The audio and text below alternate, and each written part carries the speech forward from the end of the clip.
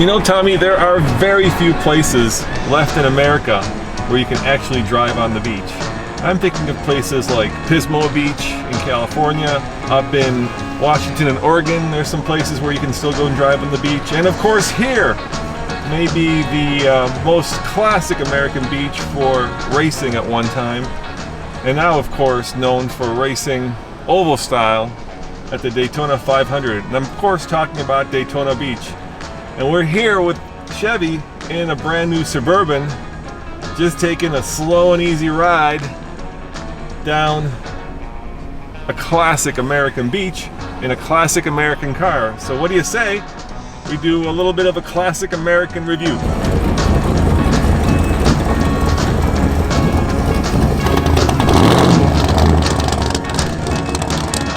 When you're rolling down the beach at 10 miles an hour, you certainly don't need a 6.2 liter V8 with 420 horsepower and 460 pound-foot of torque. You don't need a 10-speed transmission. You don't need active fuel management. You don't need cylinder deactivation. Heck, you don't need any of the power and technology that is under the hood of the Suburban. But you know what? It's great that you know that you have it, and that there's a lot of Chevy engineering that's taking place in what is a very traditional and very powerful American V8.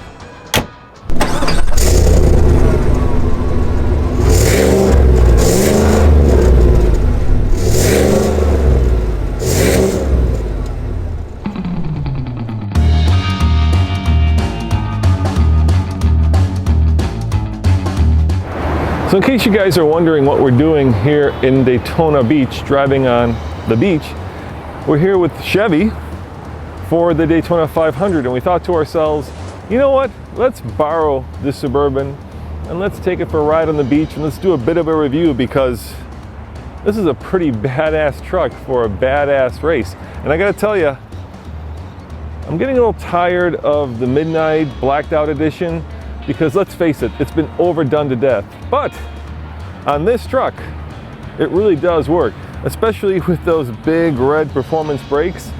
Everything is black, everything is sinister, and then those red brakes really pop. And I think on a lot of trucks, going all black is becoming a cliche. But on a Suburban, especially if you've got like 4 of these going down the street in a row, it's pretty cool. Now the way that Chevrolet packages the RST in the Suburban is kind of interesting. You see, there are actually 3 trims of Suburban, and none of them are RST. It goes LS, LT, and Premier. So this is a Premier trim with an RST package. It actually has 2 RST packages that come to over $5,000. Now, if you want a 6.2 liter V8 in a Suburban, you have to get the RST package. So along with the cool wheels and some of the cool exterior design is that 6.2 liter V8. Now, part of the RST Edition package is the black bow tie and these unique 22-inch wheels. A really cool wheel finish, but you'll see back there is yet another option. It's a dealer installed brake performance package. It costs about $2,800 and it's labeled by Brembo, so you got some extra stopping performance if you want that dealer installed group.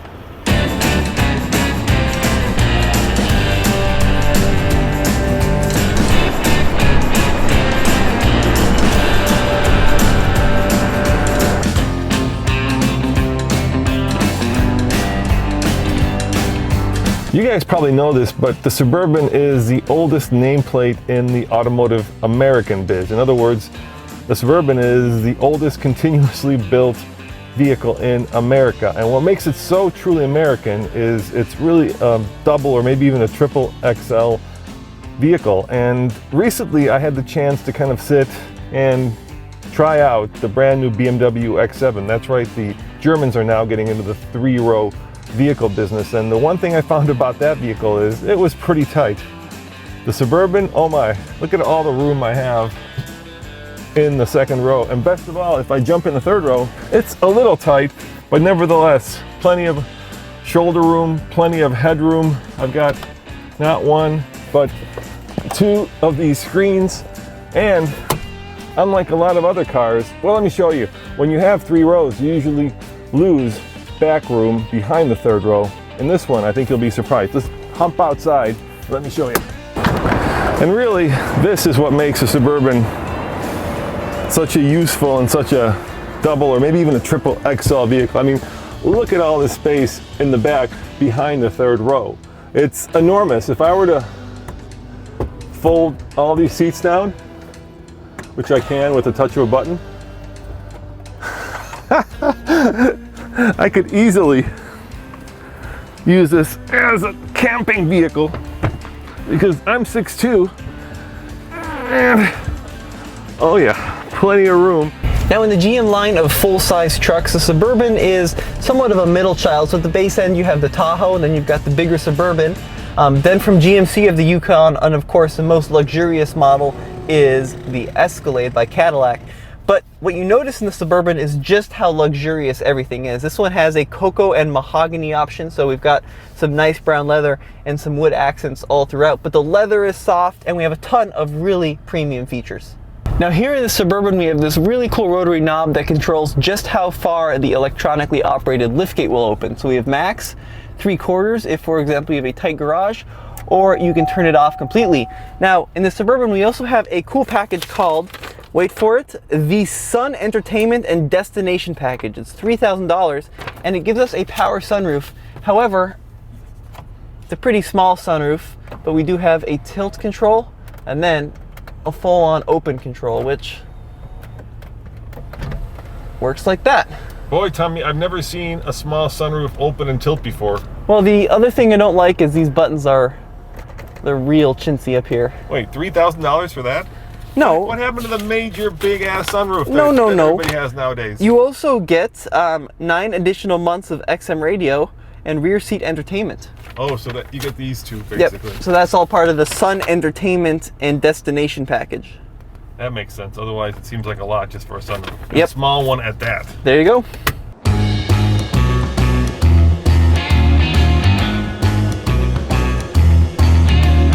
I mean, I'm dying to do one of two things. Either some donuts in the sand or blasting through the waves. But there are so many lifeguards here. I bet you, like, when they were racing here, there were no rules. Now, yeah, way too many rules. Speed limit, 10 miles an hour, one way. Hey, at least I'm on the beach. Still want to do a donut. That sounds good. That sounds really good. Now one of my favorite features on the Suburban that you never see anymore in SUVs is this right here on the key. It's the left button. Double click it and you can open the rear glass just like that, so you can dump off groceries or whatever. And you can see the rear wiper is kind of stuck in here, so it's hidden, dude. How cool is that? So that means there must be a, look at that, there's a hole. Yeah, isn't that cool? That is so cool. So the wiper just lives kind of in its own little cubby hole, right? Yep. And then when you close it, hides away under the spoiler. Yeah. That's pretty cool. But then you can, of course, double click the main side and the whole hatch here opens. But it's really nice that the glass opens separately. Are there any cubby holes in there? Yeah. Check this out. So you got one little cubby hole here for some storage, but then the whole thing lifts with a strut. So you've got these huge cubby holes back here with this grippy underbelly. Hey, I don't think we're gonna need that snow scraper. No, not in Florida. No way. Tommy, you know this, but this Suburban has the RST package, which means it tows 8,100 pounds, and that is a lot. And that's also due to the fact that it's basically a Silverado without a bed. Now, I think that America has lost its lead in luxury cars. It's also kind of lost its lead in economy cars. Luxury went to the Germans, economy went to the Japanese, but we still build trucks. And trucks are quintessentially American, and so this Suburban represents what I think America does best, and that is build double XL, big boy, people and thing haulers and towers. In this Suburban, we actually have a pretty cool button down here by the memory seats. It's a little easy exit button, so you go ahead and push it and nothing happens. Well, what should be happening is everything should kind of move out of the way so I can get out easier, but I don't know why. Yeah, it's not doing anything. But it should do some cool stuff. It acts like a memory seat, but you gotta hold it. So if you push and hold it down, so you can set the exit position. Okay. So if I'm a larger fella, Wait, what are you saying? If you're a larger fella. Yeah, if you're a larger fella. Yeah, you can make the... So I'll make this your exit position. Okay. All right. So I'll set it like that, right? Yeah. And then I'll go ahead and get into my normal driving position. Okay. Like this. Yeah, and the steering wheel. So yep. So I'm ready to drive around. Yeah. But then me being a larger fella, Thanks. I can push and hold it. Ah, look at that, and it all kind of moves out of the way. So then I can get my girth out of the car? So that you can easily extract your girth from the Suburban. Hey, you see all these? Talk about those. Yeah, so actually we have a heads-up display. I'll give you the camera. You can show it maybe. Maybe you can actually see it. You can see we're currently listening to NASCAR radio. Because it is NASCAR week here at Daytona. There goes the lifeguard. NASCAR radio, but I can also change some of the info. So I can have a tachometer up there. I can have my radio, or I can have a compass, a little compass, and then using these buttons over here, let me zoom out real quick. I can adjust the brightness, and I can also adjust the position of the heads-up display, so you can see it'll move up or it'll move down, and it's got a pretty big wide range of options. Other things I have back here are the smallest brake controller I've ever seen. Look how tiny that trailer brake control is. There's my thumb, and it's got little itty-bitty adjustments in terms of gain, and then you've got your little override over here, plus an automatic four-wheel drive system with 2 high, 4 high, and then 4 auto, which is nice in case we get stuck out here on the sand.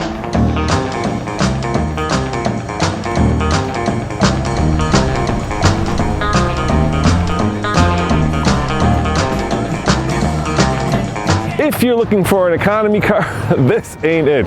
It gets 14 mpg in the city, 20 on the highway, and 16 combined, according to the US EPA. Now that is old school American EPA numbers, but you know what? When you can tow as much as this can tow, and when you can haul as many people as this can haul, then yeah, this is probably not the vehicle you should be looking at if you're looking for the best fuel economy. It just isn't. It's big, bad, and thirsty. Chevrolet has a very customizable heated seat control. You have your typical heated seat control there, but you also have an option to only heat the backside of your seat, which is really nice. Plus, we have ventilated seats in this model, and all 3 options use these 3 little LEDs to indicate the level of temperature. Now, Chevrolet has given us a wireless phone charger here, which works really well for the smaller, old school iPhones, I'm going to call them, but well, actually I shouldn't say that. This is a brand new iPhone, the 10. But if you go to some of the larger options, be it by Apple or Samsung, they don't really fit in the small width of this holder. So if you're going to use your phone charger, you're going to have to make sure you have a smaller phone. One of the cooler and more sneaky features in these Suburban trucks is right here. It's this little button you push, and like magic, the whole screen lifts up. And check out what we've got in here. It's our Daytona Hot February 2019 Garage and Pits Pass. Thank you to Chevy for hooking us up with these for this weekend's race. Now, another cool thing you'll notice right in this cubby is an integrated USB port way back there. So if you have some electronics that you don't want stolen or you want hidden, you can plug them, have them charge, and out of sight all at the same time. Tommy, how big of a gun do you think you can get in there? I don't know. A small one? Yeah, a small one. I think that's the gun cubby hole. That's what I'm going to go for. So one feature that's really nice if you have a family, and if you're buying a Suburban, there's a good chance you might, is this little child lock button here. Now typically child locks will be incorporated into the door jamb over here on a door, but on the Suburban they're all automatic. So as a parent, if you go ahead and push that little child lock button and then hop in the back seat, pretending like I'm a kid, the door is unlocked right now, but even still there's no way I can get out, so I'm all trapped. You are a kid. Yeah, I know. From my point of view. But see, I can even, like, you can see the door lock is moving up and down. But I'll unlock it, Tommy. I'm stuck. I'll let you out. Right now. There we go. And out I come. Pretty cool, huh? Yeah, it's pretty cool.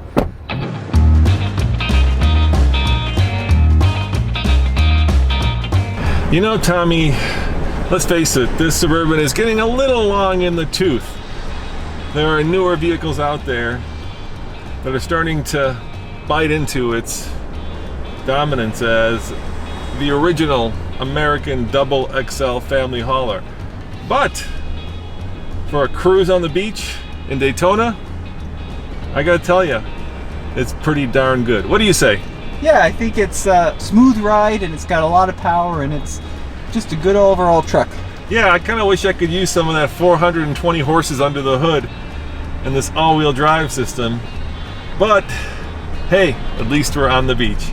As always, this is Roman and Tommy with the Fast Lane Truck. Be sure to go back to tfltruck.com for the latest and greatest in Suburban news, views, and of course, Daytona Beach Suburban real world reviews. You know, this beach goes on for like 30 miles, but you can drive only 7 of it. Yep, so we better get going at 10 miles an hour. It's gonna be a long drive. For sure.